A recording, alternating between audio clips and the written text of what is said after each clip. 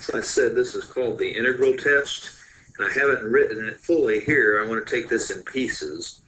So if we have a function f, okay, f is a function that is positive and continuous and decreasing for x values greater than or equal to 1, and if f of 1 is equal to a sub 1, and f of 2 is equal to a sub 2, and f of 3 is equal to a sub 3, in other words, f of an integer is a sub that integer, then this is what can be said.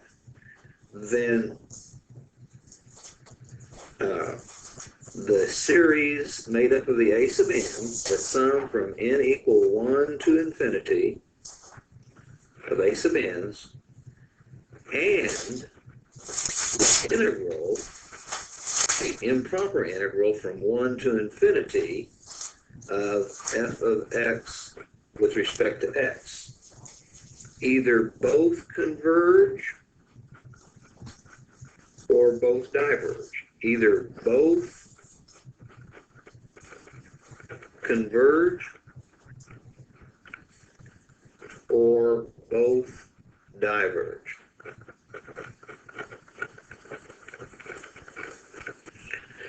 Now, we have a way of calculating the integral from 1 to infinity of a function f of x. And so if we can calculate the appropriate integral and we find out that integral converges, then we know the series converges. Or if we find out that integral diverges, then we know the series diverges.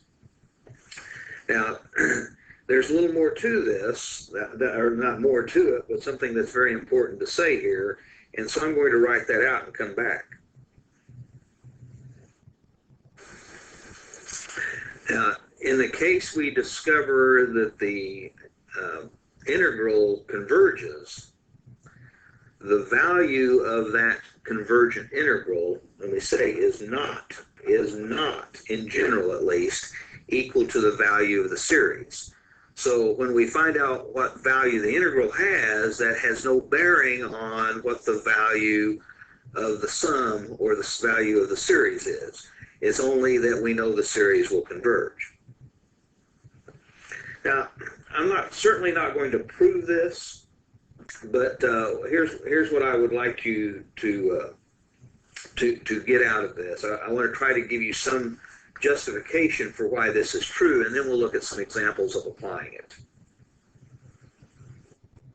I'm going to build this graph a little piece at a time, but let's assume we have this function f, and remember, at least from x equal 1 and beyond, f is positive, so that means it's going to be above the x-axis, the y value is above the x-axis, is continuous, so there's no breaks in it, and it's decreasing, as I've indicated here, so it's going down, down, down, but it's never negative, okay? Now, remember, just kind of keep in mind that f of 1 is equal to a sub 1. That's the kind of function we're talking about, and f of 2 is equal to a sub 2.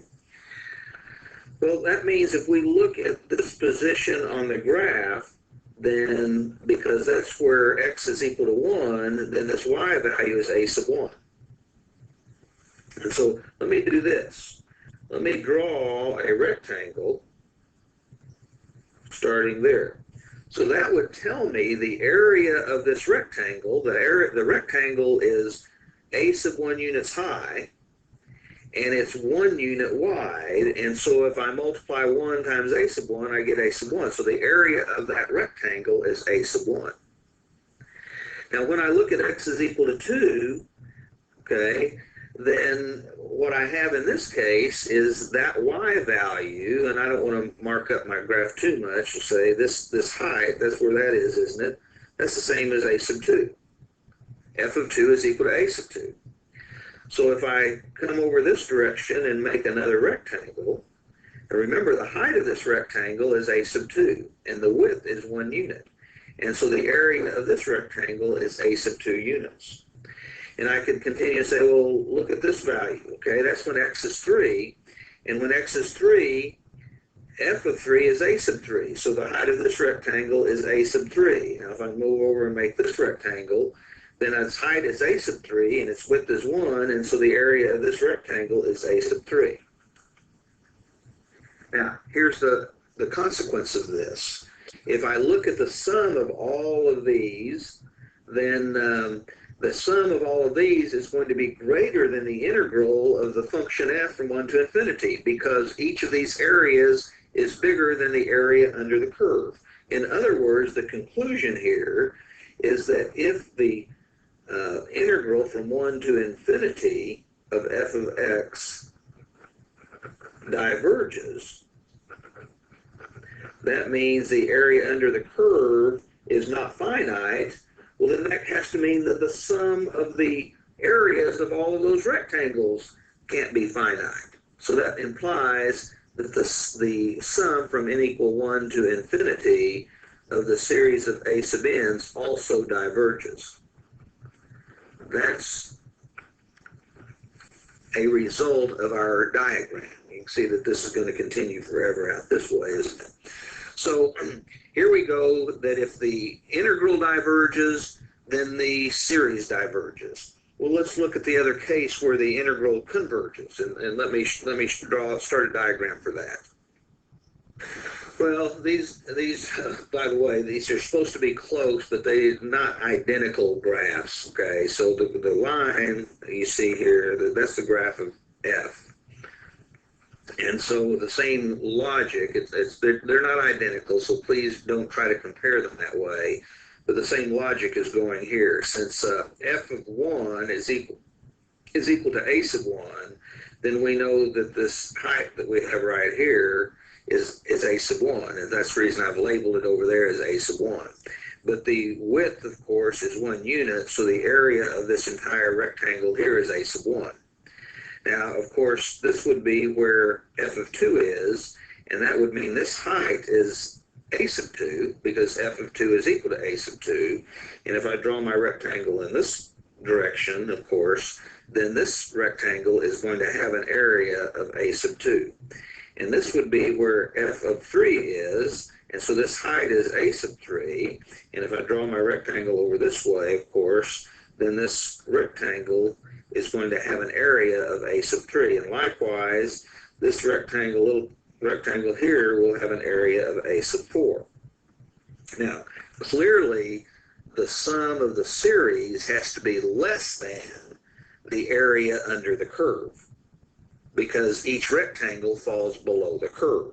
So the conclusion here is if the integral from 1 to infinity converges,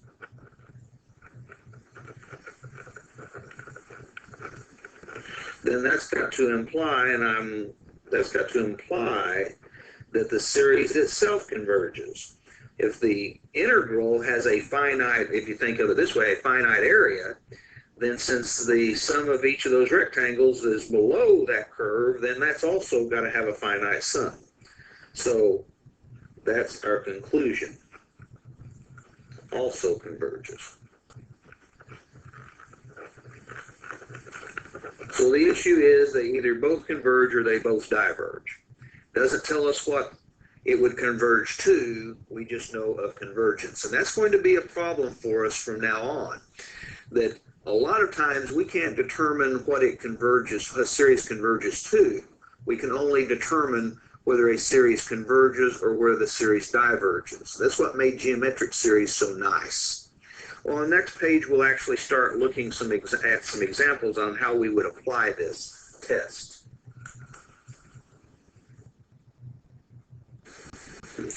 Okay, so our first example, or our first problem, is to determine whether the series, which is the sum from n equal 1 to infinity of n over n squared plus 1, converges or diverges. Now, what it converges to, just whether it converges or diverges. Okay. Now, one of the questions you may have had when I stated the integral test is, where does this function f come from?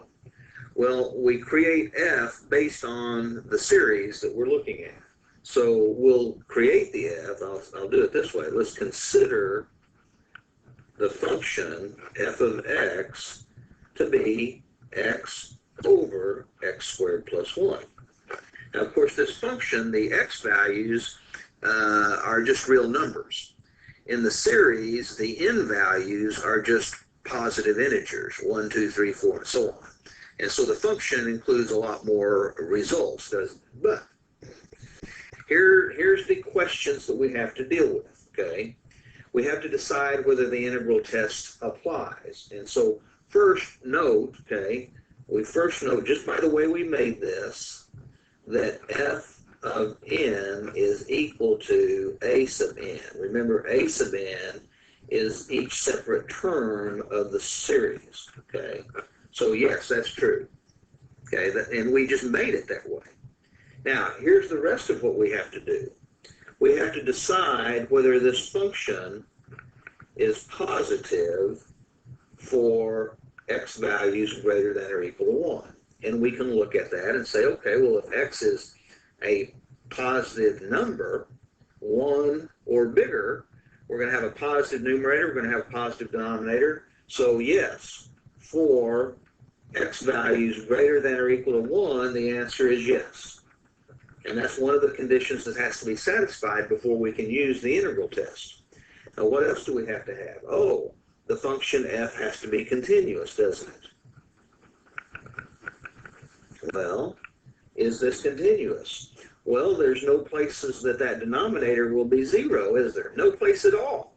So certainly for x values that are greater than or equal to 1, yes, f is continuous. Now, I'm referring to the function f in all these cases. Now, the next issue is, the question is the function f decreasing? And of course, decreasing where? For x values greater than or equal to 1. Now, this becomes the problem. We might look at a few values of x and say, oh, it looks like it's decreasing. But that's not really good enough. You know, that's not really the way we should approach things as a scientist, as a mathematician, or as an engineer. We think it's decreasing is not good enough. So we have to decide how we're going to make that decision. And for functions of real numbers like we have here, we've got a lot of tests. And remember how we used to decide whether a function was decreasing in Calculus 1? We looked at the derivative, didn't we? So let me make this comment. So I've just made the comment here, written the comment that I'd already used. We're going to use the derivative of the function f of x to determine whether f of x is decreasing or not for x values greater than or equal to 1. And how do we do that? Well, we need to recall this. Recall that if the derivative is less than 0, then the original function is decreasing. So we need to calculate the derivative. Now, I'm not going to go through the calculation of the derivative. I'm going to tell you what the result is. F prime of x, if we calculate the derivative of f of x, we have to use the quotient rule, and we'll get the fraction that is the negative of x squared plus 1 for the numerator, and the denominator is x squared plus 1, that quantity squared. Now, I'm going to make a statement here clearly that f prime of x is less than 0 for x values that are greater than 1, okay? And so actually between 1 and 2, okay, the only issue is at equal to 1, because if it's equal to 1, then we would actually have a negative 1 plus 1 on top, wouldn't we, which would be 0, and so the derivative is actually 0 there, okay? But that's not really such a big deal here, is because as long as we're bigger than 1, then the function, the derivative is less than 0, because what's going to happen? In the numerator, we're going to have a negative value. We've got numbers, x's, that are bigger than 1. We square them, that's going to be bigger than 1. We take the negative of that bigger than 1 and add 1, we're still negative. And the denominator is always positive. The denominator is always positive. So from this, we can conclude we conclude that f of x is decreasing. And that's what we needed to have happen, is decreasing. So f satisfies the hypothesis. That's the big deal. That's what we've been working on. F satisfies the hypothesis of the integral test.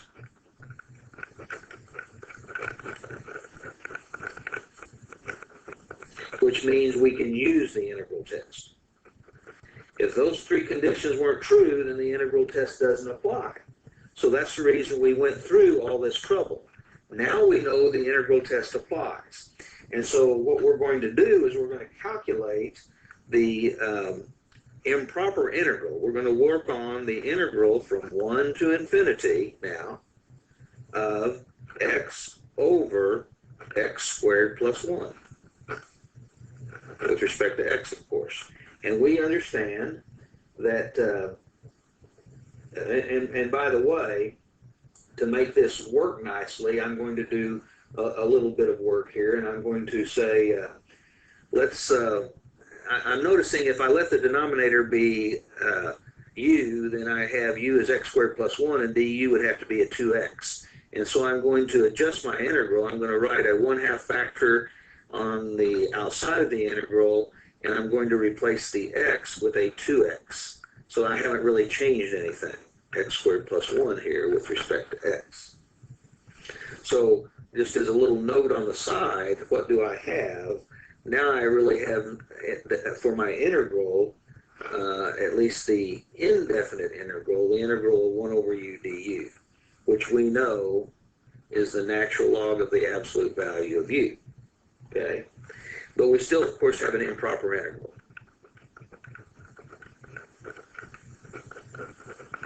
And so we've got to go through a limiting process, don't we?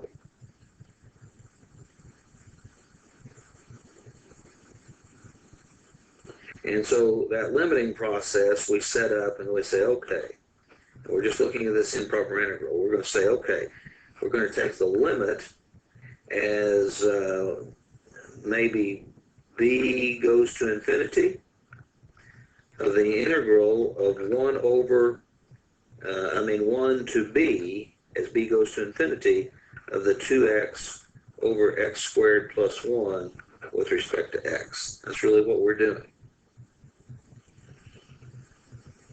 Now, what does that result in? Well, the result of that, we're taking a limit as b approaches infinity, but the result of that integral, based on what we were doing a while ago, is the natural log of x squared plus 1,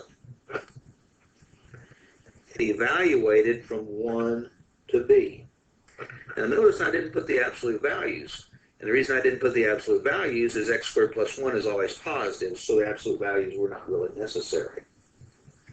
So as I go a little bit further, okay, and remember, that's what I did. I let u be x squared plus 1, and so du was 2x. That's what I did in the very beginning. Okay, well, as we evaluate this, that is, we still have this limit that we're dealing with, okay, but our evaluation gives us the natural log of b squared plus 1 minus the natural log of 1 squared plus 1.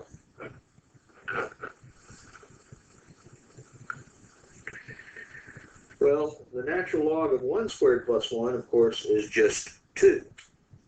So here's what we have. 1/2 times the limit. Okay, now let's stop and think about this. The limit of the natural log of b squared plus 1 as b goes to infinity, that's the natural log of an argument that's getting unboundedly large. And so the result we have of that limit is actually infinity. And of course, minus natural log of 2, and the limit, of course, of a constant is just that constant. So the result here, we get something that is infinite. So the improper integral, the integral that we needed to test, does not converge. It diverges, doesn't it? The integral diverges. So our conclusion here, since the integral diverges, then we know that the series itself, the series that is n equal 1 to infinity of n over n squared plus 1 also diverges. That is a way that we can use this test.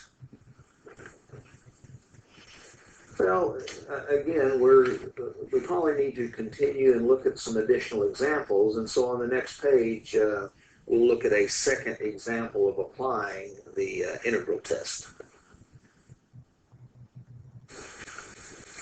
So in this example 2, we're to determine the convergence or divergence of the series, the sum from n equal 1 to infinity of 1 over n squared plus 1, as opposed to what we just looked at, which was n over n squared plus 1. Now we're going to try to use the integral test again, and so we're going to define our function f to be, f of x to be 1 over x squared plus 1. Okay? Now, I'm going to make a statement here, and then I'm going to explain it. F of x is clearly positive. So it's positive for all x's, isn't it? Okay, it's positive for all x's. Continuous. Well, it's continuous because there's no place that denominator is undefined, is there? And this may be the surprising piece. And decreasing.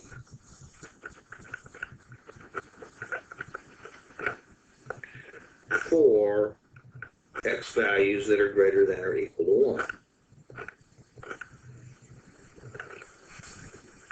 Now, the positive and continuous is no problem, just like it was no problem in the previous example. And on the previous example, to determine whether this function was decreasing, we looked at the first derivative. Why did we need to do that there and not here? Well, here, what's happening? The numerator of this function is the constant 1. And as x gets bigger and bigger and bigger, the denominator is getting bigger and bigger and bigger. So we have 1 over a larger and larger number. And so we know that fraction's getting smaller and smaller and smaller. Now, in our previous example, we had x over x squared plus 1. And so we can't make that same determination because when x gets bigger, both the numerator and denominator are getting bigger. But that doesn't mean the fraction is getting smaller, just because both are getting bigger. We could have something that's getting bigger. Well, anyway, that doesn't tell us, bigger over bigger doesn't mean smaller. Okay, bigger over bigger doesn't mean smaller. I guess that's the best way to say that. And so that's why we had to go to the trouble in the previous example. But here, we have a constant over a larger and larger denominator, so we know the fraction's decreasing. Okay, so no problem. The hypothesis of the integral test is satisfied, which means the integral test applies. Okay, that's the deal. The integral test applies.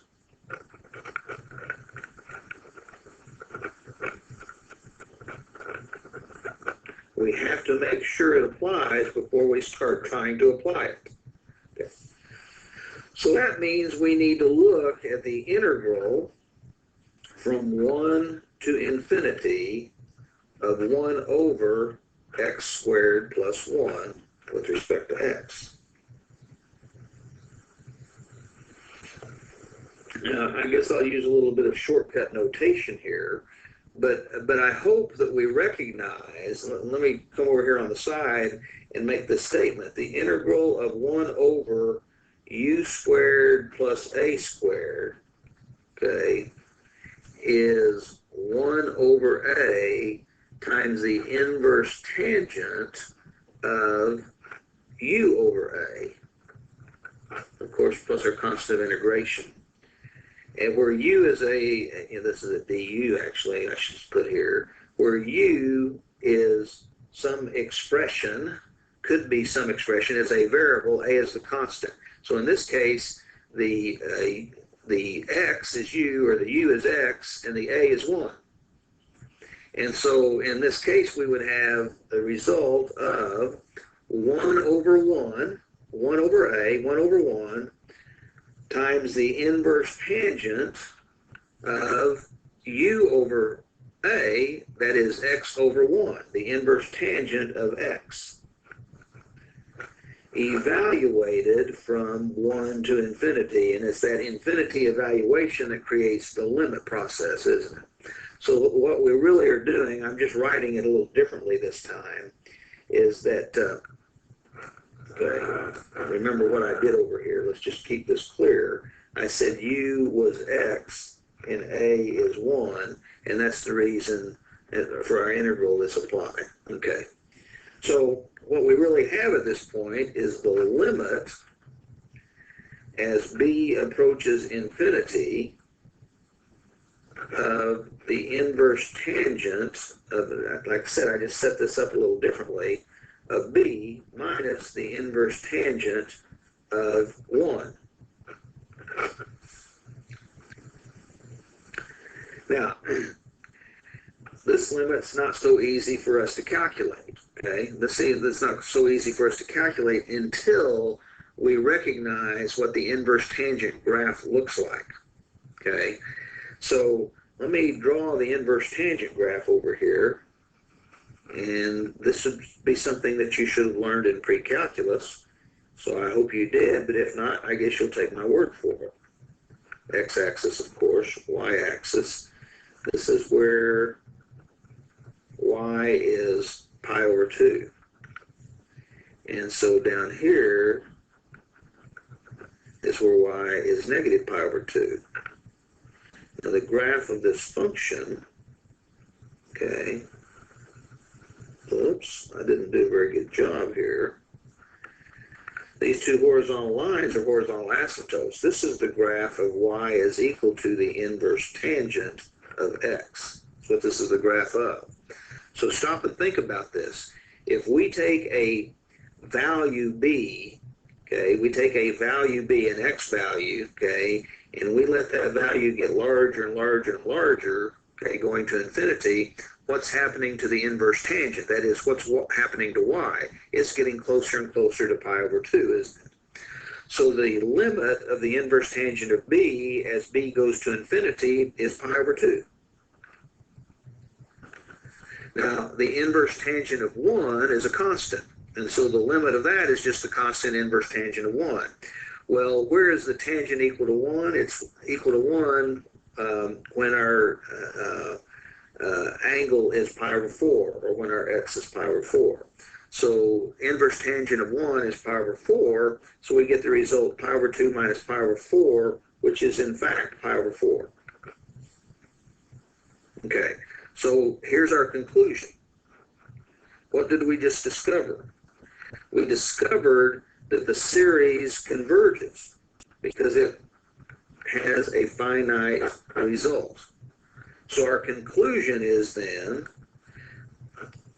what did I say? The series, the integral converges. Well, not a bad, but since the integral converges, then we know the series converges. Remember, if the integral converges, the series converges. So the sum from n equal 1 to infinity of 1 over n squared plus 1 converges.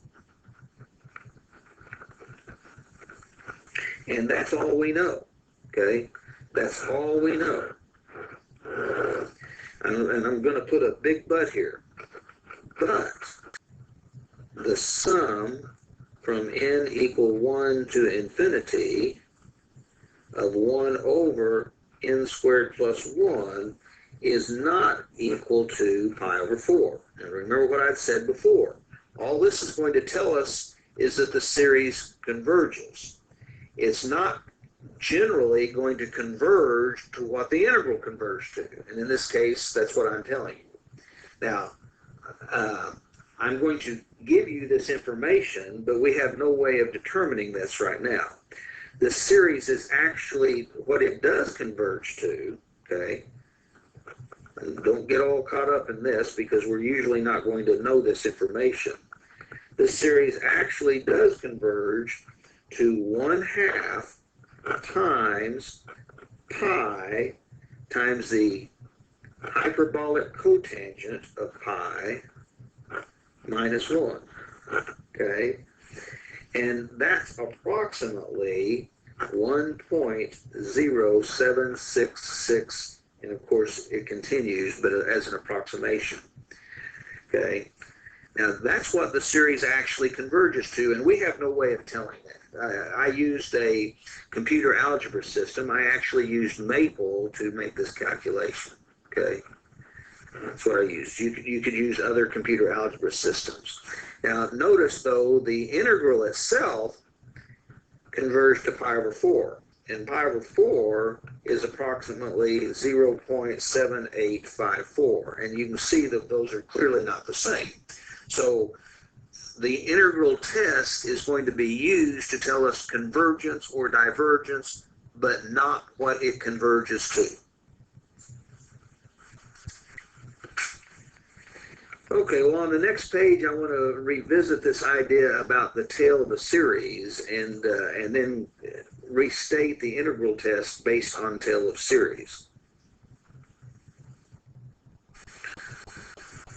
So in our previous discussion about the tail of a series, let me just remind you what we said earlier, is given a series from n equal 1 to infinity, the sum n equal 1 to infinity of the a sub n's, and any positive integer capital N, then the series, that is the sum starting at capital N rather than at 1, starting at capital N to infinity of a sub n's is a so-called tail of the original series. So we're leaving out a finite number of terms is what it boils down to. Well, the convergence or divergence, so let me make this statement.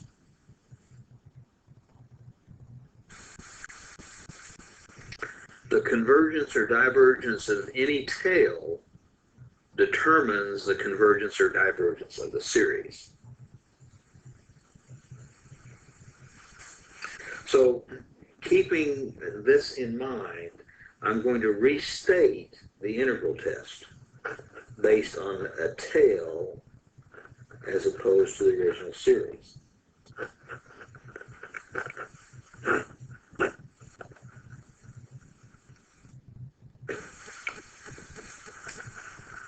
So as a restatement of the integral test you see here, we have a sequence at a sub n's of positive terms. And we have a function f defined so that f of n is equal to a sub n. F of 1 is a sub 1, f of 2 is a sub 2, and so on. Where f is continuous, positive, and a decreasing function for all x values greater than or equal to some capital N, where capital N is a positive integer. In other words, it says that this is eventually decreasing. Eventually decreasing. I'm talking about the function f. F is eventually decreasing, it's eventually continuous, it's eventually positive. It happens at some positive integer and beyond, some x value that's greater than or equal to some positive integer. So it doesn't have to be decreasing in the very beginning, but eventually it is decreasing from then on. So under those circumstances, if the integral from n to capital N to infinity of f converges, then also the sum from lowercase n, for n being lower, that is the sum from capital N to infinity also converges, which means that's the tail of the series.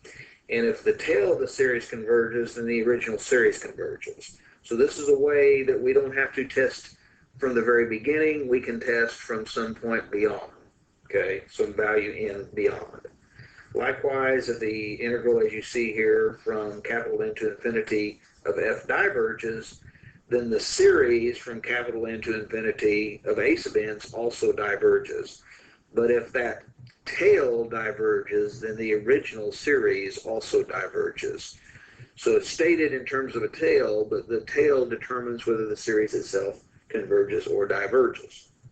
So let's look on the next page at an example where we have to use this altered version of the integral test. So we're asked to test for convergence the series, the sum from n equal 1 to infinity of natural log of n divided by n. And just over to the side, notice I wrote what that would start looking at. When n is 1, natural log of 1 is 0, so 0 over 1 is 0. And then when n is 2, we have natural log of 2 over 2, plus natural log of 3 over 3, plus, and so on. Okay. Now, we have to decide whether or not the hypothesis of the integral test applies here. So we're going to define our function f as natural log of x divided by x. And we're defining that for x values that are greater than or equal to 1. Now, I hope that we can decide right now that this function is continuous for those x values. Okay? Yes. And I hope we can decide right now that this function is positive for those x values. Natural log of numbers 1 and larger are always positive, aren't they? Divided by a positive number certainly is positive. The question, once again, is what about the decreasing issue? And that's not so clear. Okay? What's happening is natural log of 2 over 2 bigger than natural log of 3 over 3, and does that continue indefinitely or not? And so what we need to do is consider the derivative of the function f. Okay? So f prime of x ends up being, and you can verify this, I'm going to go through the work here, 1 minus the natural log of x divided by x squared. Now, we need to know the critical numbers here. See, this becomes, again, kind of an issue about where is this positive and where is this negative. We're looking to see where this function is, this derivative is negative, so we know where it's decreasing. And so we consider the critical numbers, okay?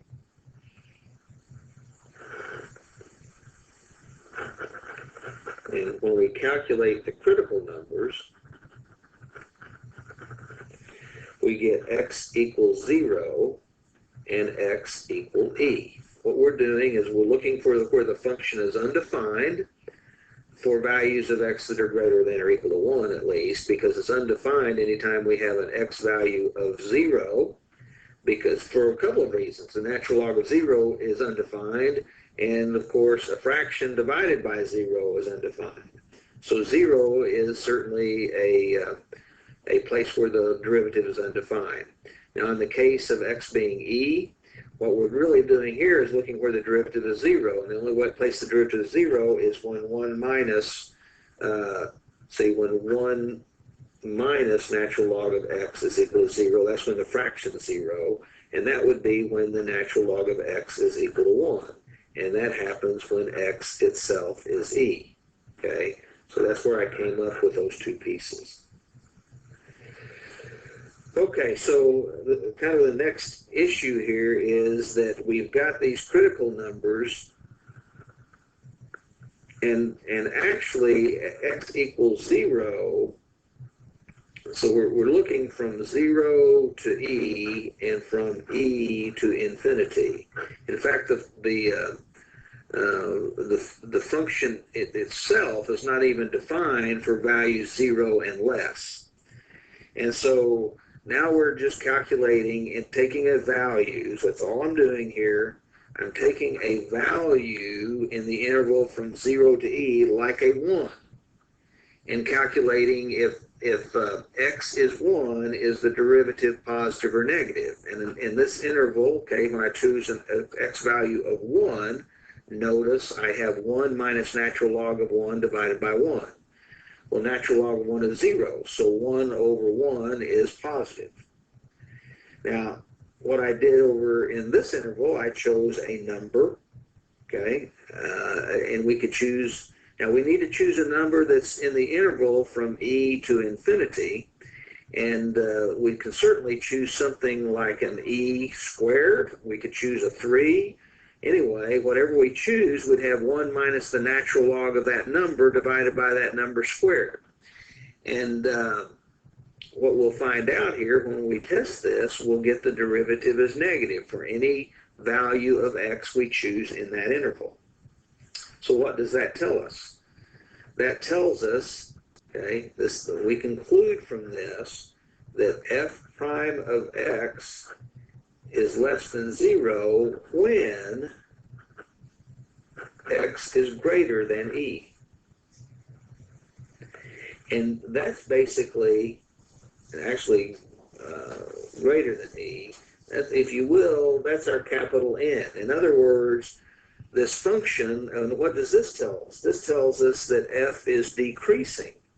See, the function f is decreasing when x is greater than e. So eventually, that's what I was getting at earlier, eventually f of x is decreasing. And that's what we need eventually. Okay.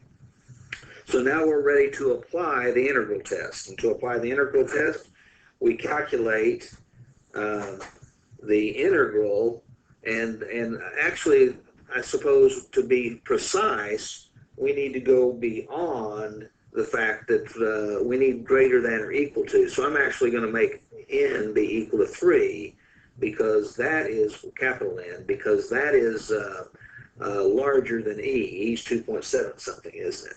So we're going to look at the integral from 3 to infinity, rather than from 1 to infinity, of the natural log of x divided by x with respect to x. Well, that means we're going to have to calculate a limit, doesn't it? And we're going to say, okay, it's the limit as b goes to infinity of the integral from 3 to b of the natural log of x divided by x with respect to x. Now, in this case, I'm going to let u be the natural log of x. I'm going to do a substitution, and then the derivative of u would be 1 over x dx. So, 1 over x. So du is 1 over x dx. And so you see what we have here is the integral of a u du. And that's an easy integral to calculate, isn't it? But that will be, what, 1/2 u squared? And what is in fact u? U is the natural log of x. So we're squaring the natural log of x. So when we come over here and look at this integral, the result we get is 1/2 times the natural log of x all squared, and we're evaluating that from 3 to b. Now that 1/2 factor, okay, can actually be taken outside the limit, so let's do that. And so we have the limit as b approaches infinity, and we're evaluating. So here we'll have the natural log of b, but that results being squared, minus the natural log of 3, and of course that's being squared. Now the natural log of b gets larger and larger and larger as b gets larger. And in fact, it gets infinitely large as b gets infinitely large. And so when we square that, we get infinitely large, and we're subtracting a constant. And so the limit here is infinite. Okay, the limit here is infinite. So our conclusion then, in this case, is that tells us that the series diverges. Excuse me, I said that backwards earlier, didn't I? The integral diverges, so that from that we can conclude that the original series also diverges. That's the sum of the natural log of n divided by n diverges.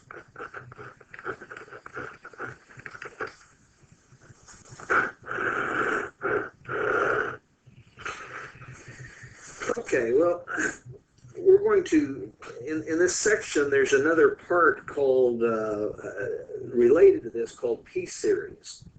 And so we're going to start up now talking about P-series. There's a relationship to the integral test because that's how we determine whether a P-series converges or diverges. Okay, so we'll do that next.